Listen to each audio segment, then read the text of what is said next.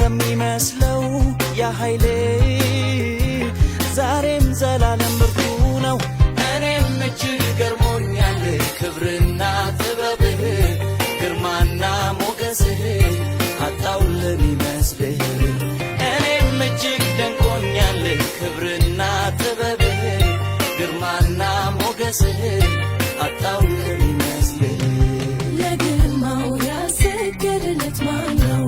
ባለው ሞገስ ተደንቆ የእሱን ዝና ያልሰማ ተማርኮ አቤት ያለው ጸጋ ብዛቱ ከሺህ ቃላት